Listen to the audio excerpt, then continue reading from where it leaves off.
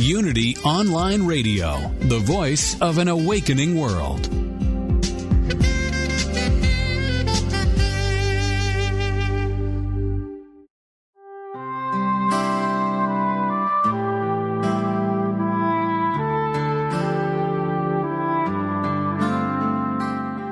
Welcome to a special series, The Three Faces of God, with co-hosts Karen Kelly and Reverend Ellen Davenport, author of The Five Principles. They'll be exploring the different aspects of the divine that show up in world religions and in unity. No matter what you think about God now, stay tuned for new ideas on The Three Faces of God. Hello and welcome again to The Three Faces of God. This is episode 2 in a 6-part series, and this is Ellen Davenport. I am here with Karen Kelly. How are you? Hello. I'm great. We are see you so again. Excited about this show. We've been looking forward to this show because we have a special guest. Let me first recap where we've been. And if you haven't had a chance, you might want to go back and listen to the first show. Karen and I talked last week about what are the three faces of God and why do we care? We care because thinking about God in this way opens new vistas for us, and we'll have more of that today. The three faces of God are just this. God is all there is, God is within, and we can also have a relationship with God, which may be the hardest one for people in unity to work with. We'll talk a lot about that today. So, Karen, why don't you tell them about our guest? Well, I can't tell you how excited I am personally. We have a very special guest today, Reverend Paul Smith from Broadway Church in Kansas City. He was there for almost 50 years. He's a progressive, controversial, forward-thinking leader. I'd like to tell you a little bit of his background. He, after earning a master's degree in theology and biblical studies from Midwestern Baptist Theological Seminary in Kansas City, Paul was called to ministry at Broadway Baptist Church in Kansas City, where, as I mentioned, he served for almost 50 years. He is a very highly sought-after teacher and speaker on the contemporary church life, and he has published many books and pamphlets, and among them being, Is It Okay to Call God Mother, Considering the Feminine Face of God? Hell? No. Why no one will be left behind? The Bible and homosexuality, affirming that all sexual orientations are gifts from God. And the one that brings him to us today, Integral Christianity, the Spirit's Call to Evolve. In this book, he expands on the three faces of God and Ken Wilber's ideas in his philosophy, and he talks about spiritual possibilities for us within the Christian path.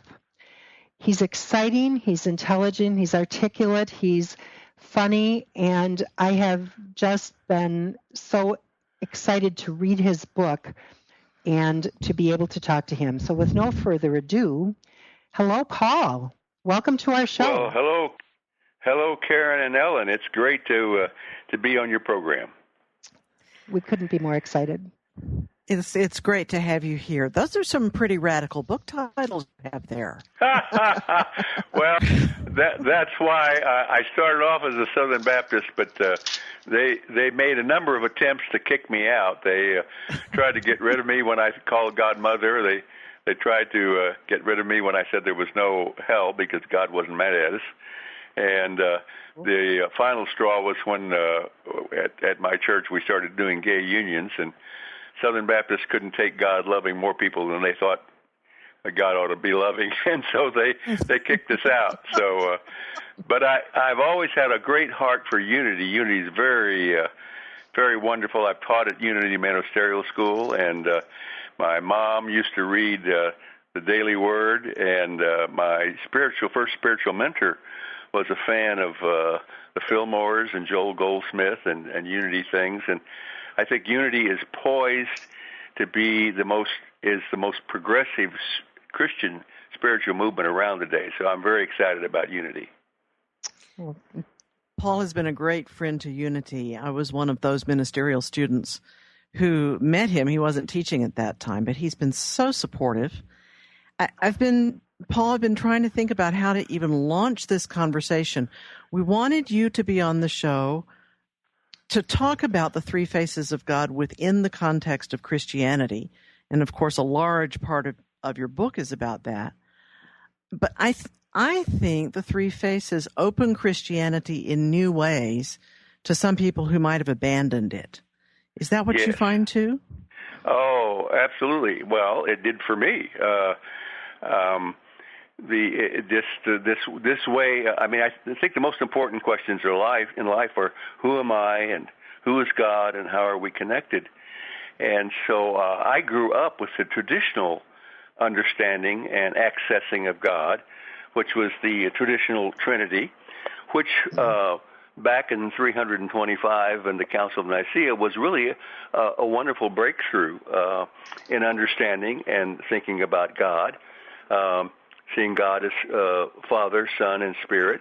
That meant that God was inherently relational within God's self, and that God appeared fully in one human being. That was a radical change from the distant, angry God of the Old Testament, and that certainly God would not have anything to do with us terrible sinners and with human flesh. And so when they decided that Jesus was not only fully human but fully God, that was a breakthrough. Of course, it was also limited because the breakthrough of Jesus being divine was great, but it left us out and put Jesus on the divine pedestal so that only he could be fully human and fully divine, and it limited a Father, Son, and Spirit is kind of like two men and one bird. So we got a very masculine understanding and picture of God, and so it leaves out God as Mother and God as Mary, and actually it leaves out all the other images that God comes to people, Buddha, Krishna, Ganesh, a loving presence in many ways. So it was very limiting. And when I came across a different way of looking at things in integral philosophy, I reread the Bible again, and the original traditional Trinity, of course, came from people seeing that Jesus called God Abba, his daddy, and there's the Father, and then the Christians began to, people who followed Jesus began to think of him as divine. There was Jesus, God the Son, and then Jesus talked about the Spirit, which was a personal, intelligent being like the force that moved over us. But as I reread the Gospels, I saw that Jesus modeled a much bigger picture of God that was very exciting, and it summed up really in just 14 words. Jesus talked about God. Jesus talked to God. Jesus talked as God, and taught us that we can too. And those three perspectives, about, to, and as, are the three perspectives that actually we look at everything from. For instance, the Unity Radio program we're on right now. We can look at it. To look at it fully, we can think about it. We can think about Ellen. Evidently, you started this program and are its founder, and how that came about, and what stations it's on, and what time it's on, and the guests you have on, all the things that are about it, the facts about it, and so on that are so interesting and fascinating. And that's a valid part of the reality of looking at this radio program. But then, here we are now, and we've stopped talking about the program, and we're talking to one another. So there's the we space. We've moved from an it space, it's a program, to a we space, which is a second-person space, so that we're relating to each other and talk. I'll give you a chance to get a word in here in a minute. Talking to each other. So that's a second-person perspective to add to the third-person perspective of thinking about the program. Now we're talking to each other. There's one more perspective that really gives us the fullest picture. It's a good picture to think about something. It's an even deeper picture to connect with it, to relate to it. But it's even the fullest picture to think about what's going inside of each of us. So there's something going on in me, and there's something going on in you, Karen, and something going on in you, Ellen. That's your first-person experience of what this program is right now. And I believe those three faces, or those three perspectives, are the way Jesus viewed and accessed God. He talked about God as an it, that is, as the one who brings the sun and the rain to the good and the unjust. He looked at nature and saw God everywhere. The Gospel of Thomas, which is my favorite gospel, says, split a piece of wood and I'm there, lift up the stone and you'll find me there, that God is everywhere. And this is, as your previous program talking about panentheism, I think that's what it was. That's a beautiful way of thinking about God. It just is a way to think about God in infinite ways, in and beyond the sum total of all the material world and all of its systems behind it, the creative evolutionary force that God as an it, an impersonal force, is in that perspective. And then we relate to God. Jesus modeled not only talking about God, but he'd go off by himself and talk to God. And his favorite way or personalization or way to image God was as a father, or actually the same word he called his dad, Joseph. He called him Abba, and how incredible that he called this God who lived on the mountaintops with Moses' time a daddy, Papa. That's just incredible. So he had this wee space between him and God, and then he experienced himself as God. When he was about to be stoned and accused of blasphemy because he claimed to be God, he didn't deny it. First Peter says that we're all participants in the divine nature. And so Jesus not only accepted his own divinity and embraced it, but he also said that we were also the light of the world, or we were also gods. He puts it in John 10 very bluntly. Most of us have a hard time saying I am God, lest it be confused with my ego as God. But our Christ self, why be a Christian when you can be a Christ? That's what being divine is all about. And so those three perspectives, I think, are not only fundamental to everything we have in life if we're going to see a complete view of it, but especially in our connection and understanding and accessing God.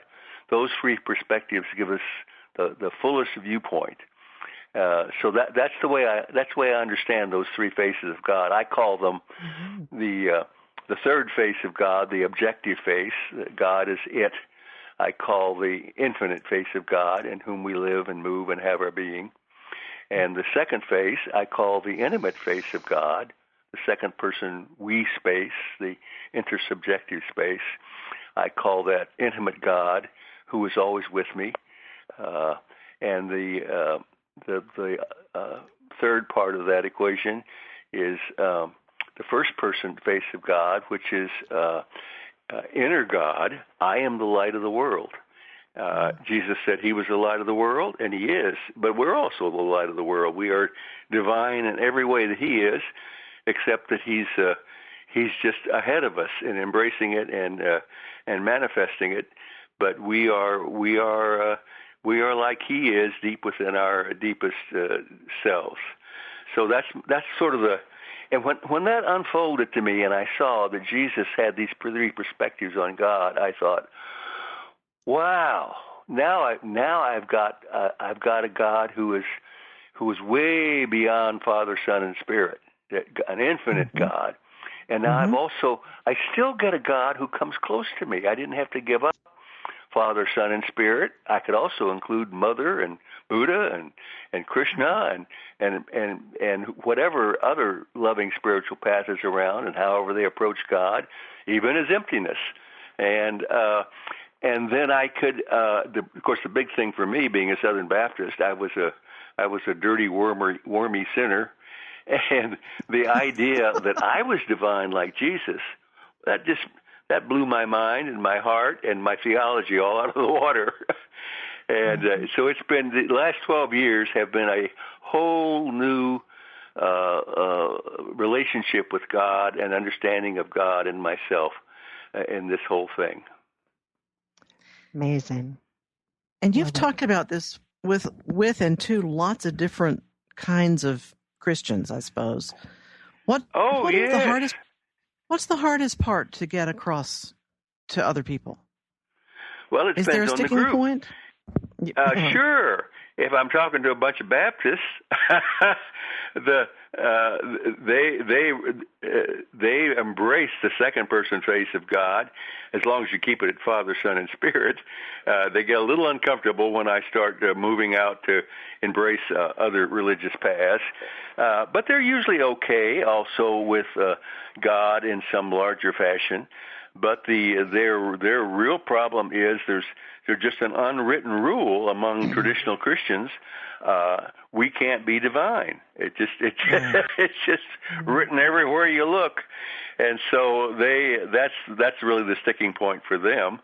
Then when I talk to a group of more modern progressive Christians who've decided that they shouldn't take the Bible literally. Actually, they should treat the Bible like Jesus treated his Bible, which is he embraced parts of it, ignored parts of it, and rejected parts of it. And so at the modern level, we begin seeing what parts need to be let go of. And so the people at the modern level are very much at home with that third-person infinite God, and they get real uncomfortable if I talk about our own divinity, and especially if I talk about relating to God in a personal way. And then when I talk to very progressive groups like Unity, and let's see, I'm going to speak to a very progressive group of Catholics. It's an independent Catholic church. All their students and priests and so on are having a convocation. I'm going to go speak at about my book. Actually, I don't know how they'll react, but they're pretty progressive. But progressive groups that I've talked to in past, their sticking point is this second person, because that's the part they left behind. That's like being a Baptist. That sounds like those evangelicals who want to have a personal relationship with Jesus, and so that's the sticking point there. Actually, I call it the war over God. Every group has a different part of these three faces of God that they like. Every religion has a favorite place. Eastern religions embrace the first-person face of God, the inner face of God. Traditional religion often embraces the second face of God, and more modern scientific religion, if they haven't rejected religion totally, embrace the third person, infinite about God, the it space of God, and they fight over it all the time. All three groups say, no, my way is the only way to look at God. We don't want to have any of that God is infinite, or we don't want to have any of that talk of the God, or we don't want to have any of that I am God. And what I'm saying is Jesus is the first one that put them all three together. And you know what? I'm going to just jump in here, because I could listen to you for days, but we have a little station break to do now. We've gone for our first section already. I can't believe it. So when we come back, we'll be taking a closer look at the first and the third person, and then spend a whole section on the second person of God. So we'll take a break now, Paul. Thank you.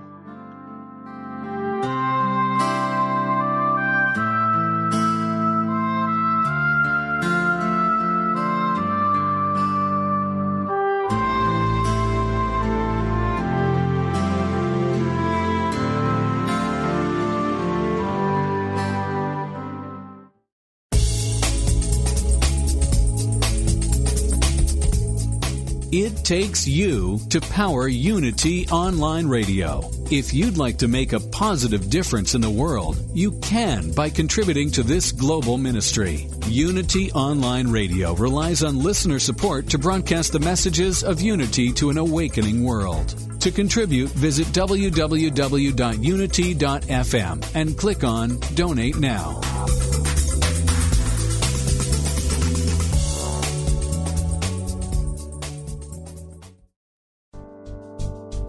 Hi, this is Ellen Davenport. The 5 Principles was my first book, and here's what I've learned as an author. It's nice to sell a lot of books, but it's truly gratifying to know the book is being read, used, and studied in churches and small groups in the U.S. and beyond.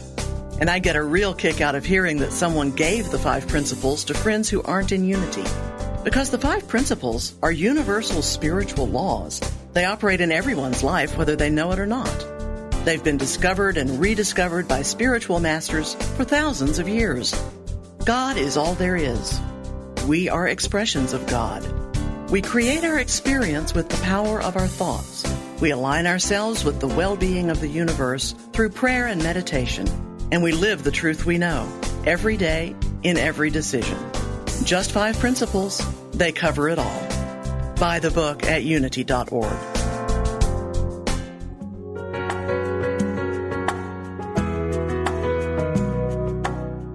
Spirit of Recovery is the place where spirituality and recovery meet, where we support your spiritual growth. Reverend Anna Schaus, Ph.D., interviews down-to-earth guests who share with you how they keep going and growing in recovery. Spirit of Recovery is the place to get practical tips and join in lively discussions on topics that matter to recovering people. This program welcomes everyone who wants to know more about recovery. Join Anna and her guests live every Tuesday at 4 p.m. Central Time on Spirit of Recovery, where we talk about what keeps you growing. Only on Unity Online Radio, the voice of an awakening world.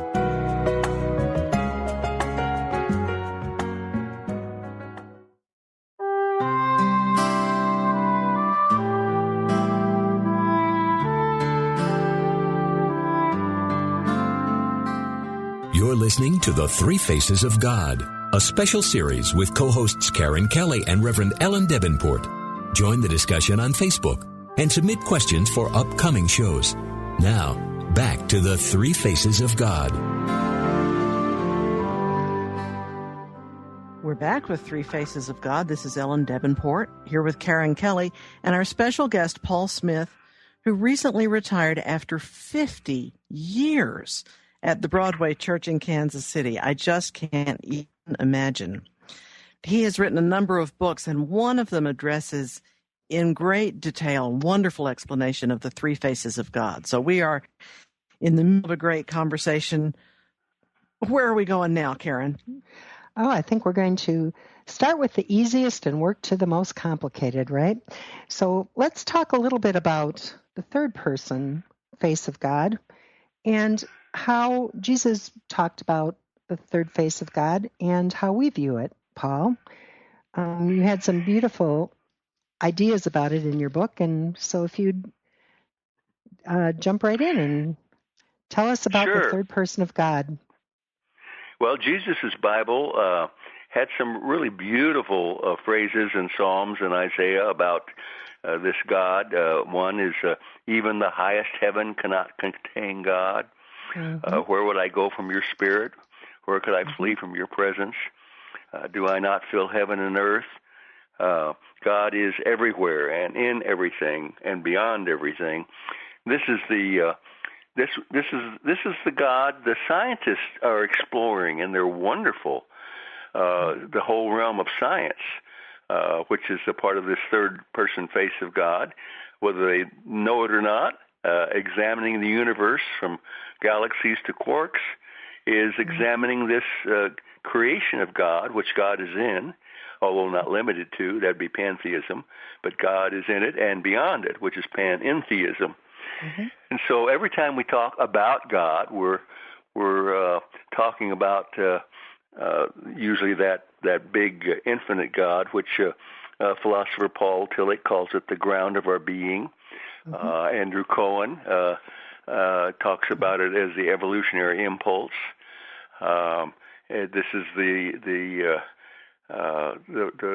face of God that is over and in everything. And so that's when we look at a glorious sunset, or we read a book about science, we think or reflecting about God, that's that third face of God. And most people are pretty comfortable with that, aren't they? And many of the spiritual but not religious people will stay in this category. Is this also perhaps the God that the American Indian was most intimate with? The God? Well, yes, except the American Indian did a beautiful thing, not only seeing that the Spirit was everywhere, but then they saw the Spirit coming close to them in second person. So they would have dreams and visions, and they would communicate with the Great Spirit. So they also did a great job with the second person face of God. But their emphasis upon nature was that first person part of God. Yes. And isn't it also sometimes when people reject their traditional faith in the church, they still find the beauty and the majesty and the sense of communion in the third face of God that it's hard to abandon that, isn't it? Yes, and there's such beautiful hymns. We still sing some of the traditional hymns, for the beauty of the earth, for the glory of the skies. This is my Father's world. And I just love singing those songs about God in creation, just the beauty that's all around us, that can be apprehended in art, that could be apprehended in scientific discovery, in going on a nature walk. That's a wonderful thing. Good. Well, I think we can probably move now into a little bit more about the first person, which most of the people in Unity are fairly comfortable in some aspect of the first person. But as we're talking about first, sure. I want to argue with that for a minute, or at least offer a different view. Okay. The idea of the divine within, we talk about all the time in Unity. And I think most people have an intellectual understanding of it. But I think the question is still out there. What do I do with this? How does it change my life if I go around thinking I'm divine? Is it exponential? It's experiential. And you can also talk, because you wrote about, did Jesus see us as divine? And that he certainly did. So love to hear what you have to say on that first person. Well, that's a great point about actually what they do is many people take the first-person face of God, our identification with God, as God, the same that Jesus identified as God, and make it something to think about or believe, which really makes it a third person. It's thinking about. And the key to spiritual renewal, to spiritual evolution, is to experience that. So Jesus not only talked about God, but he experienced himself as God. He embraced that. And so as we do the spiritual exercises that distance us from our ego, which is, by the way, I'm not against ego. Everybody needs a healthy ego to make it in life. And our ego is only a problem when we think it's the real us. Because as a self, it's a false self. Even though it's wonderful and has its gifts to offer, it's a false self. So our whole life changes when we begin to not only know that our true self is divine, Christ's self, or many words for it, but when we begin to experience that. And that's the deep part of meditation. Affirmations can help us get there.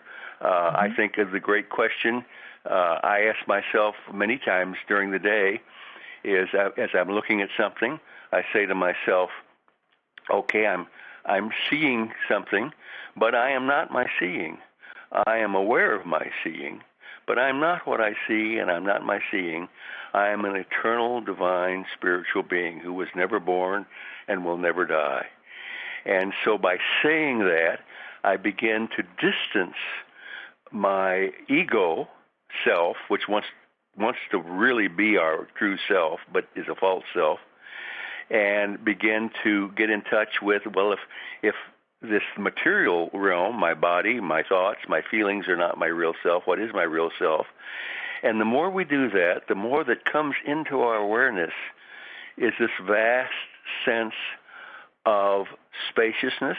The Buddhists call it emptiness, bliss, joy, divine consciousness, Christ consciousness, and it's an experience. It's not a belief. It's an actual experience, and some people can sort of pop into that occasionally without much effort. For most of us, I had my first experience when I was 23. I'd gone to a charismatic Episcopalian prayer retreat. I thought Episcopalians were safe. They were dignified, so I thought I'd be safe there, even though they were charismatics. And they prayed for me, and their term was to receive the Spirit, And of course, I was careful not to make sure nothing happened because I was a preacher and had everything I needed. Thank you. And so 2 weeks later, I was sitting in bed reading an Agatha Christie murder mystery, and suddenly I was one with everything. Now this was 50-some years ago. I was one with the Catholics, and back then Baptists didn't like Catholics. I was one with my parents. I was one with the walls. I was one with the books, and it was just incredible. And I thought, what is this? What is? Suddenly, I was more than just the me I was used to. And that experience has sustained me through the years. And then in the last 20 or 30 years, I would experience that again in worship and in surrender to God. And then especially the last 12 years where, I would have a little prayer time every day. But when I got involved with integral philosophy, Ken Wilber, the primary articulator of integral, is Buddhist. And so I was hanging around all these Buddhists, and these Buddhists were serious about their spiritual practices. I mean, they spent an hour a day or 2 or 3 meditating, and I thought, holy cow, I'm a panty waist. And so I began taking up the practice of, I call it prayer and meditation, where I would I reflect about God all the time. That's third person. And then I would begin after I got quieted down, I would begin by talking to God. For me, God comes to me most truly in the form of Jesus and in the form of Abba or Father. And that's just me. Other people, however God comes to you in a personal way, is just fine. God knows what we need and what we can take and what we can't take. And I have people in my congregation, they don't want God showing up as a man. I mean, that's just too that's just not, doesn't work. So Mary will do just fine. Matter of fact, my Catholic brothers and sisters knew what they were doing when they said, listen, we got to have Mary here, and let's put her on equal footing with Jesus. And that was their realizing they connected. Some people connect better with that feminine image. Well, anyway, I would do that, and then I would begin to move into this deep state where all the forms and images leave and sink into this vast awareness. Now, recently I was in Santa Barbara talking to a group of 100 Catholics, and who are very progressive, and I've been agoraphobic. I have panic attacks when I travel. So for most of my life, I just gave up traveling. But in the last 12 years, ever since I've adopted this new way of accessing God, my panic attacks have left. So I had a wonderful flight to Santa Barbara, and I was in my hotel room thinking, if this had been 15 years ago, I'd been having panic attacks all night long. And I was just laying there and thinking about being in this wonderful little city. And I suddenly had the experience that instead of me being in Santa Barbara was in me. I moved into that vast, expansive inner awareness that the universe is in us. If we are divine in our very center, then the universe is in us. And I think that's what Jesus experienced. He would go out and spend all night praying. What would he do? Well, he wouldn't keep repeating the Lord's Prayer. Matter of fact, he probably never prayed the Lord's Prayer. That was a prayer for teaching, not a prayer for praying. And I think he had learned how to meditate. Sepphoris, which is 4 miles away from Nazareth, was a cosmopolitan city with people from all over the world, and spiritual people from all over the world came. And I think he learned how to meditate in a deep way, and he would begin to experience this vast inner spaciousness, so that he was comfortable with his own divinity, and that's where he operated out of. So when he said, I'm the light of the world and you're the light of the world, he was aware that we had the same spaciousness in us. The most in your face thing that he said about our divinity is found in John 10. I referred to it earlier, and the Pharisees were accusing Jesus of claiming he was God because he said God was his father. To say someone is your father is to claim identification with them. So it was clear to them that he was claiming identification with God. So they were ready to stone him. And so Jesus did what I always love is when I'm talking to a Southern Baptist, I love to quote the Bible because they take the Bible seriously, and here's something new they haven't thought of before. So Jesus quoted the Pharisees' Bible to them in Psalms where it says, "You are all gods, all of you." And Jesus said this to the Pharisees, and what he was saying was, if your Bible, the Old Testament, it says that you are gods, as awful as you are, as terrible as you are, as abusive as you are, how can you say that I, who am doing these healings and these miracles, am not God? And so he was making a point. We've pretty well obscured that in all these years. Sometimes they grasped that in the New Testament, sometimes they didn't. And one of the letters of the New Testament, in 1 Peter, it says we're all participants in the divine nature. So there was a grasping of it. But many times the writers, their consciousness just could not absorb that. But I think it creeps through and comes out. When Jesus said, we're the light of the world, I think he was saying that he said it many times to big crowds. And, of course, traditional Christianity says, he was just talking about Christians. Well, there weren't any Christians in that day. There weren't any Christians. No, there weren't any Sorry, Christians. I had to throw that in. Yeah, Jesus was a Jew. All of his disciples at that point were Jews. And then and where it says that he was talking to this large crowd, it says there were people who had come from all over. There were prostitutes, and there were the lame, and the outcasts, and the pagans, and everybody. And he looked at that crowd and said, "You are the light of the world." And so there was that light that's in all of us, but it's more than a belief. As you said there earlier, what we have to have as spiritual practices that allow us to experience that light in deeper and deeper ways. Sometimes people talk about it as non-dual consciousness or Christ consciousness or God consciousness, but it is an experience, not just a belief. It's wonderful to start with a belief. That's phase number 3, the reflecting about God. I have a belief about my divinity. But then we have to move it to first person where we begin to experience that.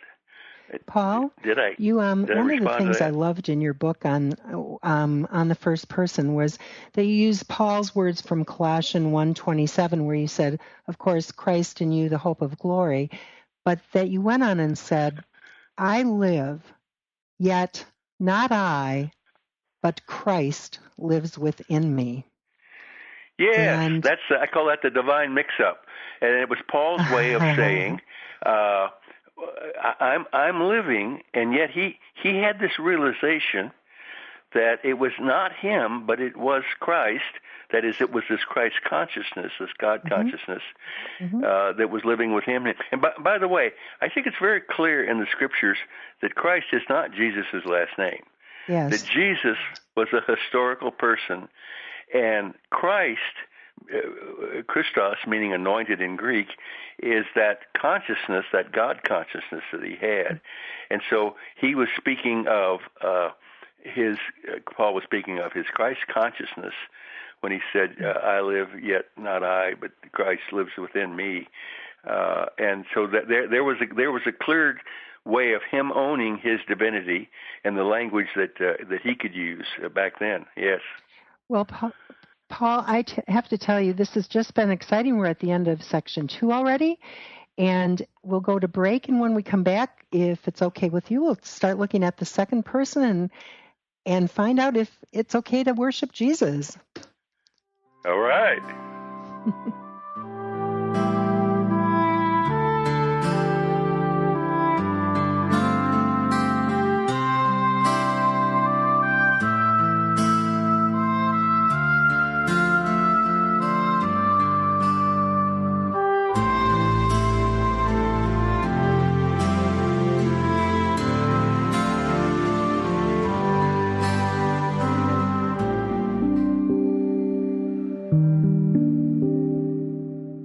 Did you know that the Buddha gave us the formula to create a beautiful, abundant life?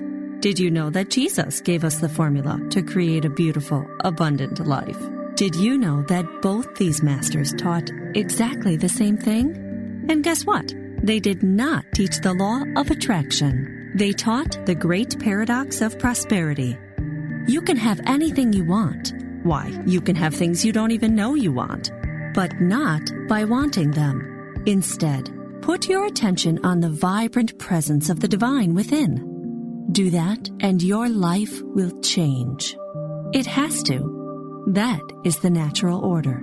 Want to crack the code on the great paradox? Get Janet Connor's The Lotus and the Lily. Available everywhere great books are sold.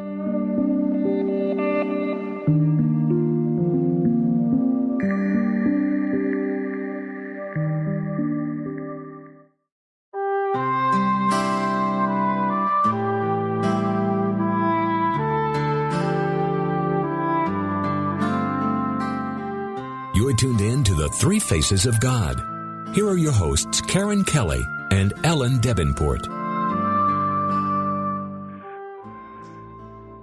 We are back for a very short third segment on the Three Faces of God with our guest, Paul Smith. And as we were going to break, Karen said something about worshiping Jesus, and I just got really short of breath because I'm one of those people who has left behind this second face of God for a long time. So Paul, take it away. Well, sure, and it's understandable why you do that.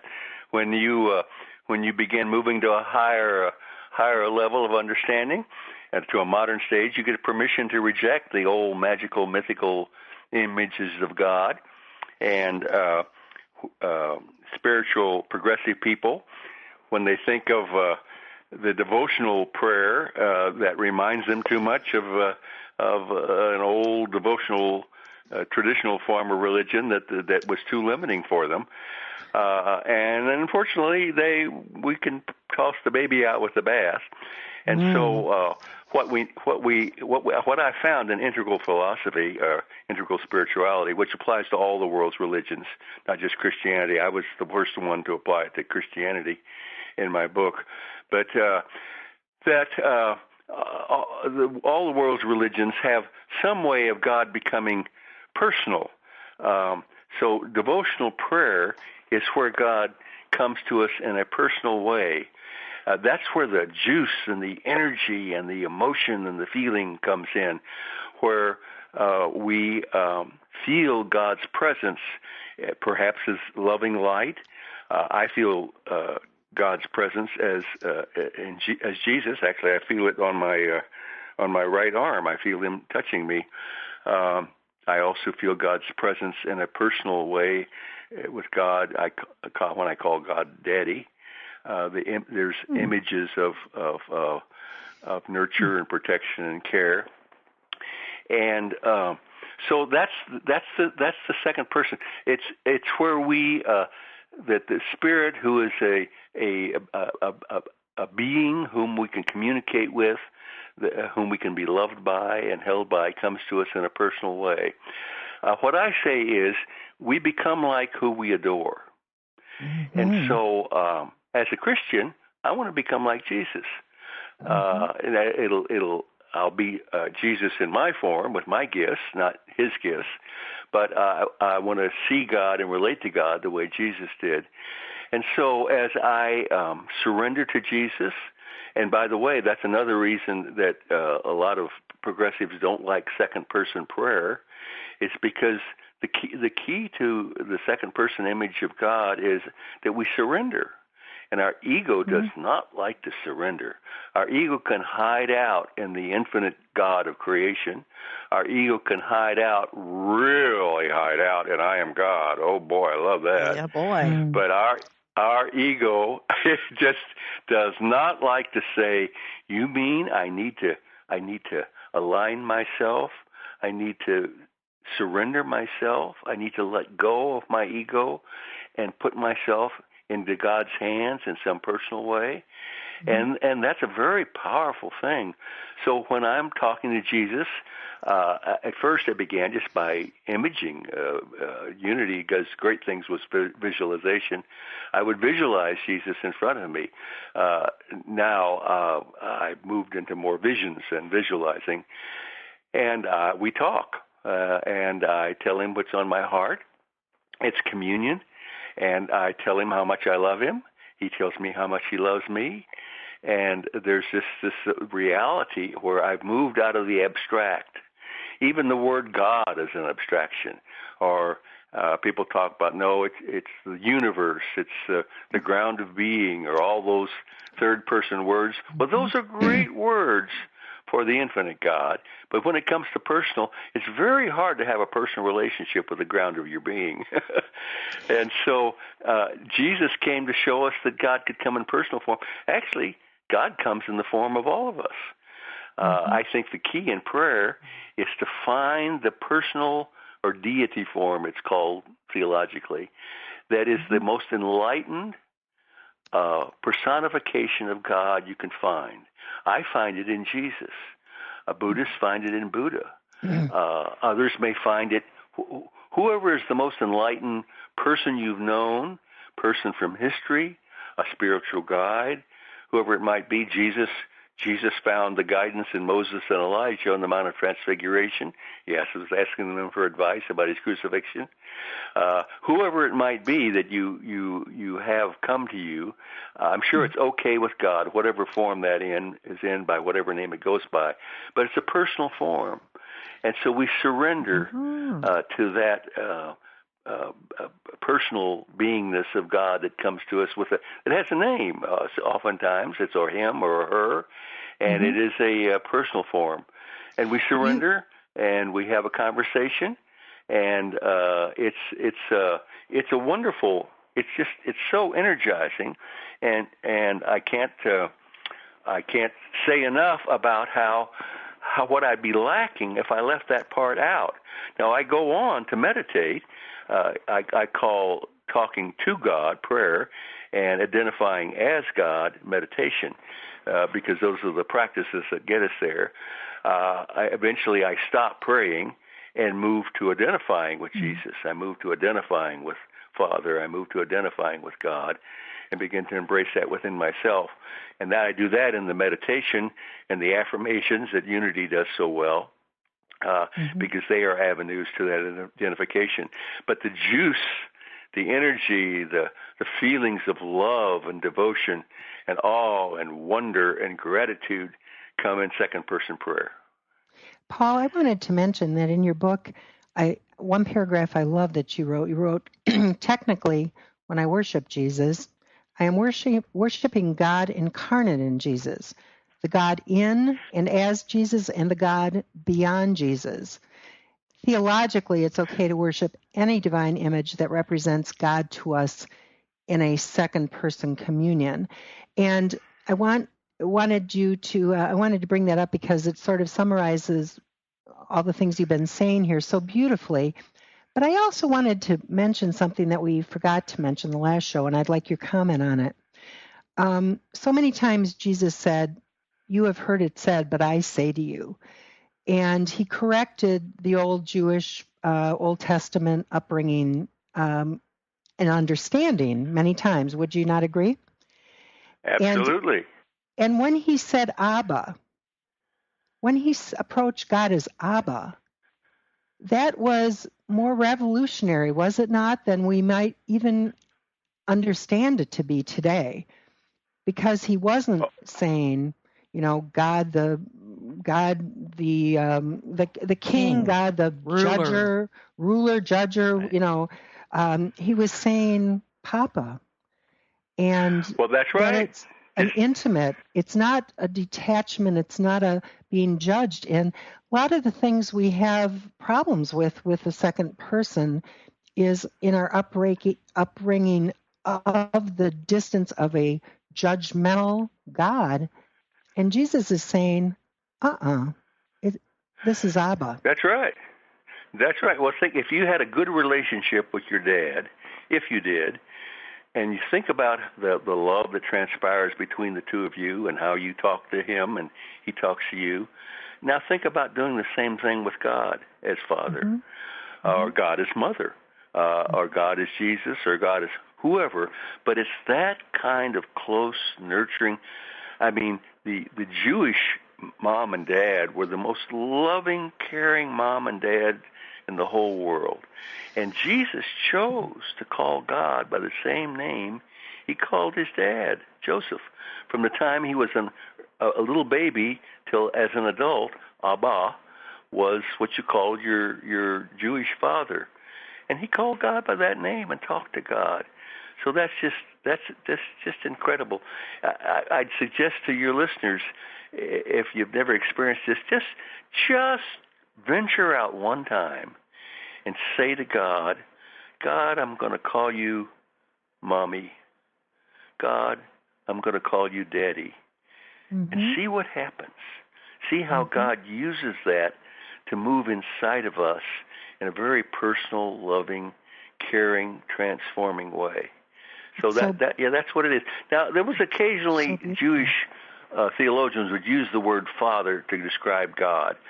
But Jesus used it as his exclusive way, and he used the word Abba in that close, personal kind of thing. And that's what I call prayer. I love it. Whatever form you use. Paul, in our last couple minutes, because unfortunately we're almost done here, would you be able to give us an example of how you apply all these things? A simple prayer or meditation or prayer that you've used that shows us how to tie all these three faces together. Oh, absolutely. I think we've had drilled into us God, the Father, Son, and Holy Spirit. The Catholics even have motions for it.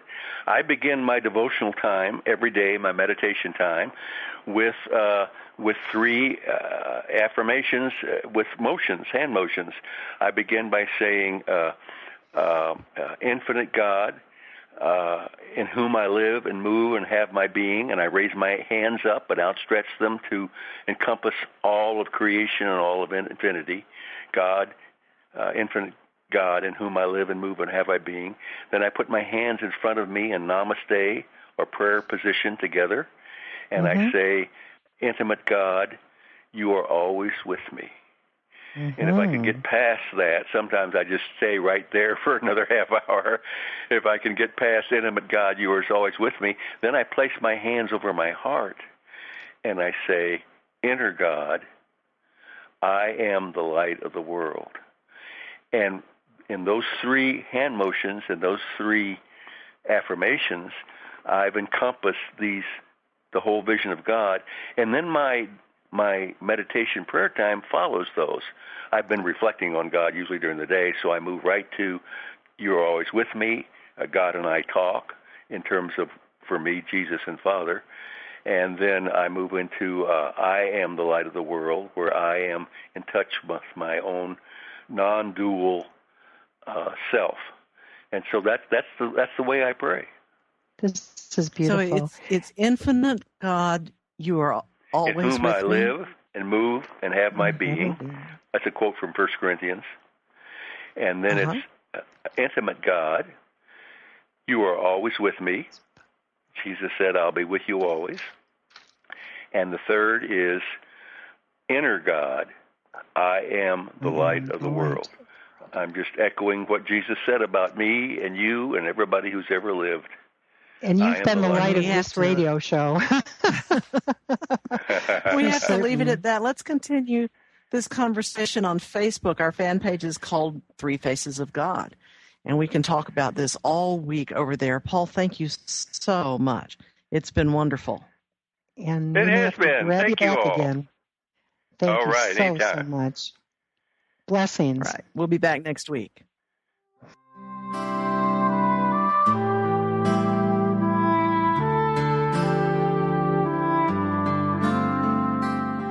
Thanks for listening to The 3 Faces of God with Karen Kelly and Reverend Ellen Davenport. This is a 6-week special series about understanding the divine in different ways. This program is brought to you in part by EllenDavenport.com and by Unity of Wimberley, Texas, online at unityofwimberley.com.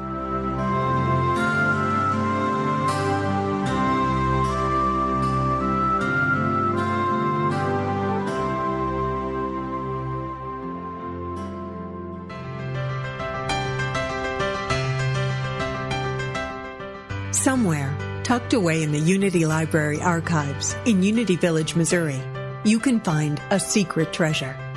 They are the scripts from Unity co-founder Charles Fillmore's early days on broadcast radio, the teachings of Unity's founders, almost 100 years old. Now, for the first time in history, you can hear them through the power of the Internet. Join Bob Brock every Tuesday at 10 a.m. Pacific, 1 p.m. Eastern, for Unity Classic Radio, Words from Our Past. Discover the wisdom of Charles Fillmore's talks and of other Unity radio speakers read on the air again. Call in your comments and questions as Bob and his special guests revisit Unity radio talks of the past, along with historical background from the early days of the Unity movement. That's Unity Classic Radio, Words from Our Past, every Tuesday at 10 a.m. Pacific, 1 p.m. Eastern. Right here on Unity FM, the voice of an awakening world.